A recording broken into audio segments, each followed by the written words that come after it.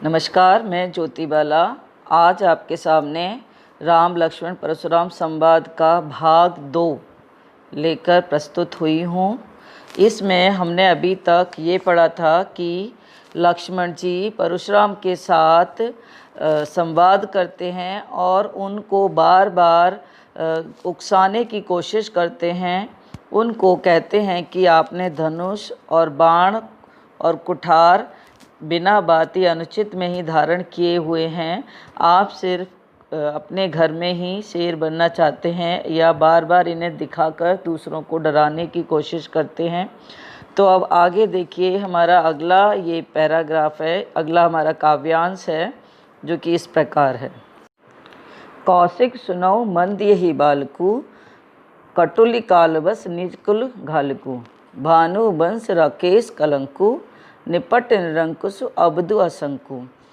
कौशिक यहाँ पर विश्वामित्र को संबोधित किया गया है। कटुल, कटुल का मतलब है बहुत ही ज़्यादा चालाक, कुल का नाश करने वाला। भानुवंश सूर्य वंश का, राकेश चंद्रमा के लिए कहा गया है और भानु सूर्य वंश के लिए, सूर्य के लिए कहा गया है। निरंकसु, निरंकसु का मतलब है मन माने करने वाला, अपनी बात को आगे रखने वाला है। असंकु का मतलब है यहाँ शंका रहित, इसके मन में कोई भी शंका नहीं है। और अबधु, अबधु का मतलब है नासमझ बच्चा है। तो यहाँ पर लक्ष्मण जी के बहुत ही कटु वचन सुन सुनकर परशुराम जी का क्रोध और बढ़ता जा रहा था और वे विश्वामित्र जी से कहने लगे, हे कौशिक मुनि, कौशिक विश्वामित्र के लिए कहा गया है, सुनो ये बालक, बालक कौन? लक्ष्मण जी अत्यंत ही कुबुद्धि हैं, कुल के घातक हैं, ये अपने कुल का नाश करने वाले हैं। काल के वशीभूष होकर ये अपने कुल को घातक पहुँचाने वाले हैं। इनका सूर्यवंशी रूप जो पूर्ण चंद्रमा उदित हुआ है, ये लक्ष्मण जी के कारण ही कलंक बन जाएगा और ये अत्यंत ही उद्दंड हैं, निरंकुश हैं, बहुत ही मूर्ख हैं, इन्हें किसी बात का डर नहीं है। काल कबलू होई छतमाही, कहो पुकारी खोरी मोहि नाही, तुमऊ हट कहूँ जो चहु उबारा, कहे प्रताप बलु रोष हमारा। अब यहाँ पर काल कबलू ये कह रहे हैं कि विश्वामित्र जी कहते हैं कि ये बालक बहुत ही उद्दंड है, इसे किसी बात का डर नहीं है, अपनी कुल का नाश करने वाला है, ये सूर्यवंश को क्षति पहुँचाने वाला है। अभी ये पल भर में ही ये काल का ग्रास बन जाएगा। काल कबलू का मतलब है काल का ग्रास बन जाएगा, इसकी मृत्यु निश्चित है। मैं आपसे कह रहा हूँ कि मुझे दोष मत देना। यदि आप लक्ष्मण को मृत्यु से बचाना चाहते हैं तो मेरे प्रताप, बल और क्रोध का वर्णन करके इसे मुझसे हटा लें, मुझसे दूर कर लें, इसको समझाएं। ये वे विश्वामित्र जी को कहते हैं। तुमऊ हटो कहू जो चहु उबरा, कहे प्रताप बलु रोष हमारा, लखन कहो मुनि जसु तुमरा, तुम्हें अछतु को बरने पारा। अब यहाँ पर वो कह रहे हैं, परशुराम जी कह रहे हैं कि अब मैं इसको लक्ष्मण को मेरे प्रताप के, मेरे गुस्से के, रोष से बचाना बहुत ही मुश्किल है। और वो और भी ज़्यादा भड़क जाते हैं और वो कहते हैं कि तुम अगर इसे हटा सकते हो तो यहाँ से हटा लो, नहीं तो ये मेरे फरसे का सामना नहीं कर पाएगा और मैं इसको अपने फरसे से मार दूंगा। तो लखन कहो मुनि जसु तुमरा, तुम्हें अछेतु को बरने पारा। तो लक्ष्मण जी यहाँ पर कहते हैं कि हे परशुराम जी, ये तुम्हें बार बार कहने की ज़रूरत नहीं है, ये यहाँ पर बार बार तुम ये दिखा रहे हो, तुम्हारा तो सूर्य यश है, तुम तो सुयश है, तुम्हारा तो प्रताप चारों दिशाओं में है, तुम्हें बार बार बखान करने की ज़रूरत नहीं है। अपने मुँह तुम्हें अपानी करनी, बार अनेक भांति बहु बरनी। तुमने बार बार मुझे ये बताया है, अपने मुँह ही आप अपनी बड़ाई कर रहे हो और बार बार मुझे बता रहे हो कि मेरा फरसा ऐसा है, मेरा फरसा ये कर सकता है।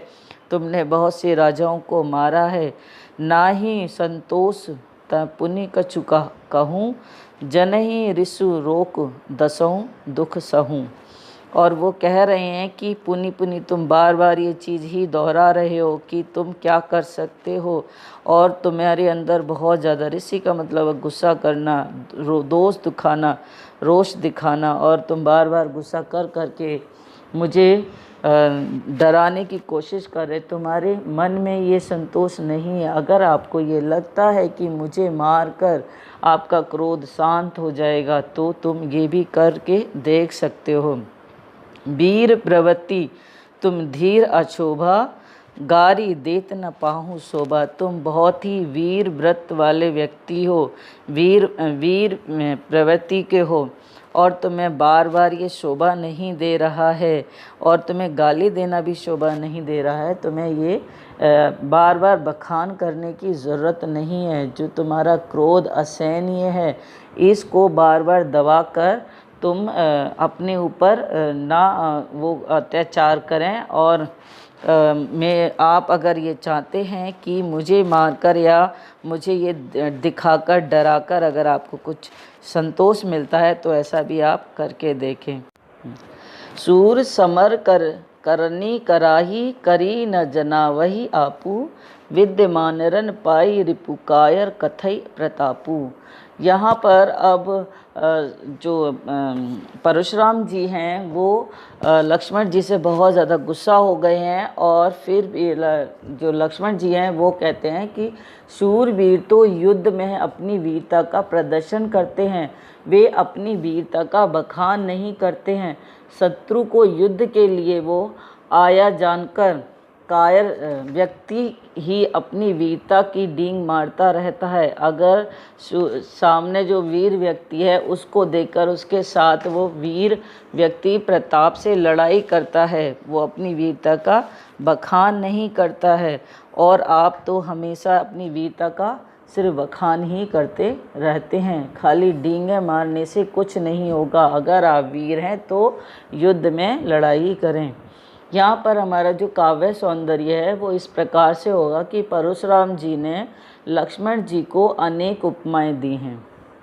और दूसरा अगर हम पॉइंट देखते हैं तो वो ये होगा, लक्ष्मण जी परशुराम जी को नीति की बातें समझाते हुए यहाँ प्रतीत होते हैं। और तीसरे पॉइंट में हम ये लिख सकते हैं कि भाषा जो हमारी वो अवधि है, अलंकार इसमें उपमा और अनुप्रास है, और छंद इसमें है चौपाई और दोहा। तो हमारा अगला इसका जो काव्यांश है वो इस प्रकार है। तुम तो कालू हाँक जनुलाबा, बार बार मोहि लागी बुलाबा, सुनत लखन के बचन कठोरा, परसु सुधार धरो कर घोरा। अब यहाँ पर लक्ष्मण जी ने आगे कहा, आप तो मानो बार बार काल को, मुझे ऐसा लग रहा है कि काल को मेरे लिए आवाज़ लगाकर आमंत्रित कर रहे हैं, बुला रहे हैं। लक्ष्मण जी की इतनी कटुन बचन बातें सुनकर परशुराम जी को और भी क्रोध आ जाता है, और वो अपने परसे को पकड़ते हैं और उसको दिखाने की कोशिश करते हैं। कठोरा का मतलब कठोर वचन, कालू का मतलब यहाँ काल को बुला रहे हैं, मेरे लिए काल को आमंत्रित कर रहे हैं। अब जान देहु दोसु मोहि लोगु, कटु बाधि बाल कुबध गोधु। यहाँ पर परशुराम जी कह रहे हैं कि अब मुझे कोई भी व्यक्ति कोई दोष ना दे। मैंने इस बालक को बहुत क्षमा करने की कोशिश की, परंतु ये बालक मानने के योग्य नहीं है, इसको क्षमा करने के योग्य नहीं है। इस बालक को कोई समझा नहीं सकता, और मैं भी अब इसको बख्शूंगा नहीं। इसकी इतनी कटु बातें हैं, कठोर बातें हैं। बालक बिलो की बहुत में बाँचा, अब येहू मर निहार न भा न साँचा। और ये बालक अब मरने के योग्य है, क्षमा करने के योग्य नहीं है। मैंने बालक समझकर इसको बार बार क्षमा करने की कोशिश की है, परंतु ये समझने के लिए तैयार नहीं है। कौशिक कहा क्षमो अपराधु, बाल दोष गुण गनई न साधु। अब यहाँ पर कौशिक विश्वामित्र जी बोलते हैं और कहते हैं कि हे मुनिवर, ये से बालक समझकर इसको क्षमा कर दें, और बालकों पर इतना रोष करना, गुस्सा करना अच्छी बात नहीं है, इसके अपराधों को क्षमा कर दिया जाए। खर कुठार में अकरऊं कोई, आगे अपराधी गुरुद्रोही, उत्तर देत छोड़ो बिनु मारे, केवल कौशिक शील तुम्हारे। नाता यही काटि कुठारा, कठोर गुरही उर्नी होत्यो श्रम थोरे। अब इसका भावार्थ यह है कि परशुराम जी कहने लगे, मेरे हाथ में तीव्र धार युक्त फरसा है, मेरा स्वभाव भी बहुत क्रोधी है और मुझ में दया भाव भी नहीं है। ऐसे में ये गुरुद्रोही और अपराधी मेरे सामने है, मुझे मेरी बातों का उत्तर दे रहा है। यदि मैं अभी तक इसे छोड़े हुए हूँ तो केवल इसलिए कि मुझे आपसे, विश्वामित्र से प्रेम है। अब ये विश्वामित्र जी को परशुराम जी कह रहे हैं कि मुझे आपसे प्रेम है, इसलिए मैंने इस बालक की बातें सुनी हैं और मैंने इसके अपराध को दंड नहीं दिया है, मैं इसकी बातें सुन रहा हूँ। अन्यथा आप अपने तीव्र फरसे से लक्ष्मण को काटकर शीघ्र ही कम परिश्रम से ही मैं गुरु के ऋण से उऋण हो सकता हूँ, गुरु के ऋण को मैं उतार सकता हूँ। अब यहाँ पर वो आगे कहते हैं, गाद सुनो के हृदय हंसी, मुनई हरियारे सूझ, आय मैं खंड न ऊख में, अजौ न बूझ अबूझ। यहाँ पर विश्वामित्र जी, यहाँ पर परशुराम जी विश्वामित्र जी को संबोधित करते हुए कहते हैं कि हे गाधी के पुत्र विश्वामित्र, और यहाँ हंसी का मतलब हंसना, हरियारे हरा ही हरा दिखता है। तो यहाँ पर विश्वामित्र जी मन ही मन हंसकर विचार करने लगते कि परशुराम जी को केवल हरा ही हरा सूझ रहा है, अर्थात वे अपने अभिमान के कारण, सभी जगह विजयी होने के कारण से राम और लक्ष्मण को साधारण ही क्षत्रिय समझ रहे हैं। वास्तव में ये तो लोहे से बनी हुई एक खंड के समान है, एक लोहे से बनी हुई खड़क के समान है, और कोई रस से बनी हुई ये यहाँ पे उख में का मतलब है ईंख, कि कोई गुड़ के समान नहीं है, ये तो ईंख से बनी हुई जो गुड़ है उसके समान नहीं है, ये तो एक लोहे के समान है, जो कि परशुराम जी अब भी नासमझ बने हुए हैं, इनको पहचान नहीं रहे हैं और इनके प्रभाव को वो समझ नहीं पा रहे हैं। अगला काव्यांश है हमारा, कह्यऊ लखन मुनि शील तुम्हारा, को नहीं जात विदित संसारा, माता पिता और भय नीके, गुरु ऋण रहा सोच बड़ जी के। अब यहाँ पर लक्ष्मण जी कहते हैं परशुराम जी को कि आपके शील को, आपके प्रताप को कौन नहीं जानता है, पूरा संसार ही जानता है आपके शील को, आपके प्रताप को, आप तो विश्व प्रसिद्ध हैं। आप अपने माता पिता से तो भली भांति, माता पिता के ऋण से तो भली भांति आप और ऋण हो गए हैं, उनका ऋण आपने उतार दिया है, अब आपका गुरु का ये ऋण रह गया है। जो जनु हमरे माथे गाड़ा, दिन चल गए ब्याज बड़बाड़ा। और जो आपने हमारे माथे पर रख दिया है, गाड़ दिया है, मतलब आप हमारे माथे मढ़ रहे हैं कि हमारे कारण आपका गुरु का ऋण रह गया है। आप अपने ये ऋण के बहुत दिन हो चुके हैं, जिसका आपका ब्याज भी बढ़ गया है। बाड़ा का मतलब बढ़ना, ब्याज का मतलब ब्याज। तो जो आपके गुरु का ब्याज है वो भी बहुत ज़्यादा बढ़ चुका है।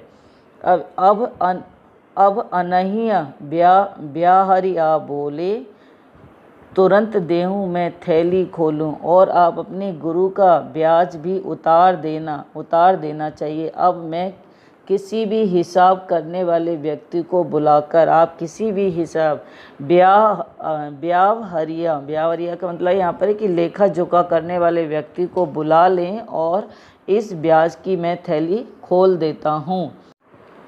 सुनऊ कटु बचन कुठार सुधारा, हाय हाय सब सभा पुकारा। और ये लक्ष्मण जी के ये कटु वचन सुनकर परशुराम जी ने अपना फरसा उठा लिया और जनक की सभा में जितने भी राजा महाराजा बैठे हुए थे वे सभी हाहाकार मचाने लगे। भृगुबर परसु दिखाबहु मोही, विप्र विचारी बचो नृप दोही। लक्ष्मण जी ने आगे कहा, हे भृगु श्रेष्ठ, आप मुझे फरसा दिखा रहे हैं, पर हे राजाओं के शत्रु, मैं ब्राह्मण समझकर आपको छोड़ रहा हूँ। आगे हमारा ये है काव्यांश, ये है, मिले न कबऊ भुपटेर निगाड़े, द्विज देवता घरई के बाड़े। अनुचित कहे सब लोक पुकारे, रघुपति सैन्य लखन निबारे। अब आपको यहाँ पर लक्ष्मण जी परशुराम जी को कहते हैं कि आपको अभी तक रण में विजय होने वाले बलवान वीर नहीं मिले हैं। हे ब्राह्मण देवता, आप तो केवल घर ही में बड़े बड़े बन रहे हैं, अर्थात आप अपनी दृष्टि में ही बड़े हैं। लक्ष्मण जी की इन बातों को सुनकर सभा में बैठे हुए सभी लोग अनुचित है, अनुचित है, ये गलत है, ये कहने लगते हैं और ज़ोर से चिल्लाने लगते हैं कि अनुचित कहे सब लोग पुकारे। यहाँ पे अनुचित है ये सब राजा कहने लग पड़ते हैं। ये देखकर रघुपति सैन्य लखन निबारे, और सैन्य का मतलब आँखें। ये देखकर रघुपति जी ने, राम जी ने, श्री राम जी ने लक्ष्मण जी को आँखों की तरफ से इशारा किया और उनको रोक दिया। आगे वो कहते हैं, लखन उतर आहुति सरस भ्रकुबर कोप कृसानु, बढ़त देख जल सम बचन बोले रघुकुल भानु। अब यहाँ पर लक्ष्मण जी के उत्तरों को जो आहुति के समान दिख रहे थे परशुराम जी को, जो लक्ष्मण जी के उत्तर बहुत ही ज़्यादा तीखे दिख रहे थे, क्रोधित करने वाले रख रहे थे, वहाँ परशुराम जी को क्रोध रूपी अग्नि को भड़काने के लिए वे बहुत ही पर्याप्त थे। ये देखकर रघुपति श्री राम, जो रघुकुल के सूर्यवंशी हैं, सूर्यवंश के समान हैं, श्री राम अग्नि को शांत करने वाले जल के समान शांत वचन बोलने लगते हैं और उन्हें परशुराम जी को शांत करने लगते हैं। राम परशुराम संवाद आपकी पाठ्य पुस्तक में इतना ही है। रामचरितमानस में तो और भी आगे है, और आप सभी को इसका भाव सौंदर्य और काव्य सौंदर्य भी अच्छे से समझ आ गया होगा। और इस पर आधारित हमारे कुछ प्रश्न उत्तर हैं जो कि इस प्रकार हैं। पहला प्रश्न हमारा ये है, राम लक्ष्मण परशुराम संवाद कविता के आधार पर मुनि विश्वामित्र के व्यवहार के औचित्य पर प्रकाश डालिए। और इस पे यह प्रश्न भी आधारित हो सकता है, इस तरीके से बन सकता है, परशुराम की क्रोधाग्नि को देखकर विश्वामित्र मन ही मन क्या सोच रहे थे, काव्यांश के आधार पर आप बताइए। तो इसका उत्तर इस प्रकार है, राम लक्ष्मण परशुराम संवाद में मुनि विश्वामित्र का व्यवहार परिस्थितियों के अनुरूप था। उनका व्यवहार अत्यंत संयम तथा शांत था। यदि वे चाहते तो लक्ष्मण को शांत रहने का आदेश भी दे सकते थे और विवाद को पैदा होने से ही बंद कर देते, किंतु वे परशुराम को संभवतः ये संदेश देना चाहते थे कि गंभीर प्रकृति के साधु को क्रोध करना शोभा नहीं देता।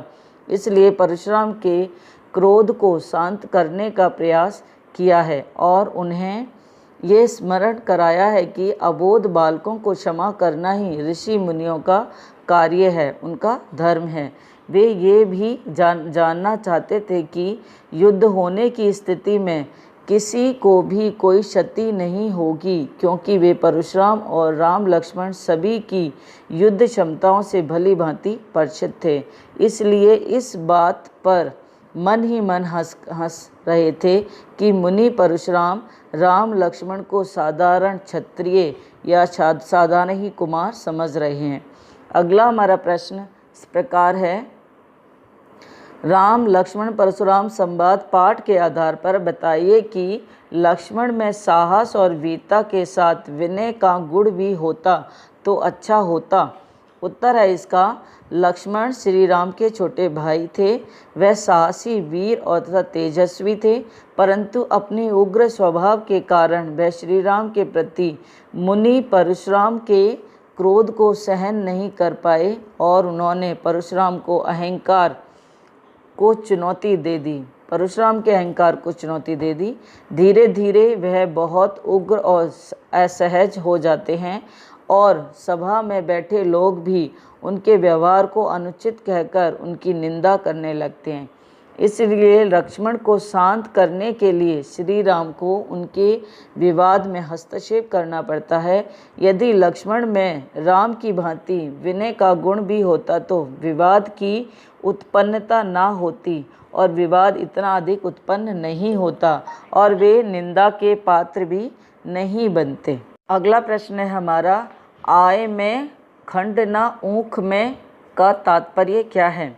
तो इसका उत्तर ये है, परशुराम जी जब विश्वामित्र से लक्ष्मण की शिकायत करते हुए कहते हैं कि इसे तो बस अपने शील के कारण छोड़ रहा हूँ, अन्यथा थोड़े परिश्रम से ही अपने फरसे से इसे मारकर मैं अपने गुरु के ऋण से उऋण हो जाता। विश्वामित्र उनकी इस बात को सुनकर मन ही मन हंसते हैं।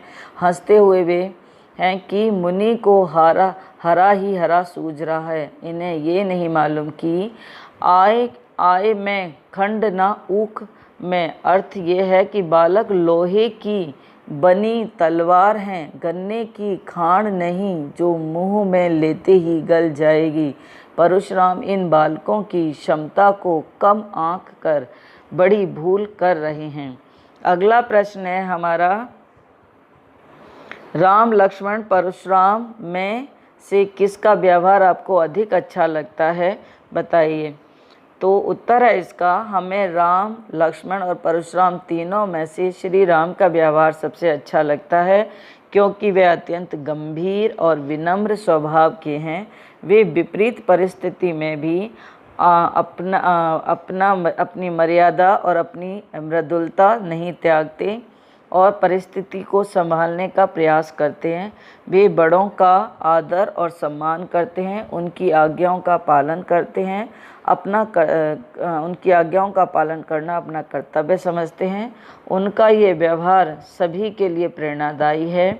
वे अपनी गलतियों को स्वीकार कर क्षमा मांगने के लिए हमेशा तत्पर रहते हैं।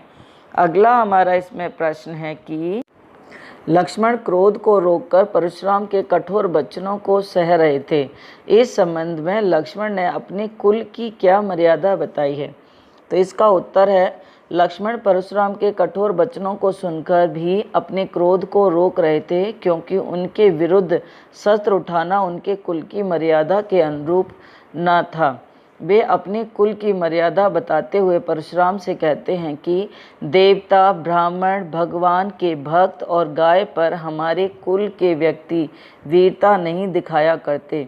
इन्हें मारने से पाप लगता है और इनसे हार मानने से अपयश मिलता है। अतः यदि आप मुझे मारेंगे तो भी मैं आपके पैर ही पड़ूंगा, तो भी मैं आप पर हाथ नहीं उठाऊंगा और मैं हमेशा झुका ही रहूँगा। अगला प्रश्न है हमारा, परशुराम ने लक्ष्मण की शिकायत विश्वामित्र से ही क्यों की?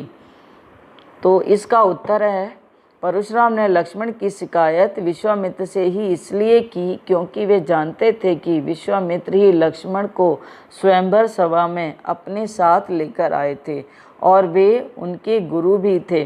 परशुराम को लगा होगा कि अपने गुरु द्वारा समझाने पर लक्ष्मण शांत हो जाएंगे और वे एक बालक का वध करने के पाप से भी बच जाएंगे। इसलिए परशुराम ने विश्वामित्र जी से लक्ष्मण की शिकायत की।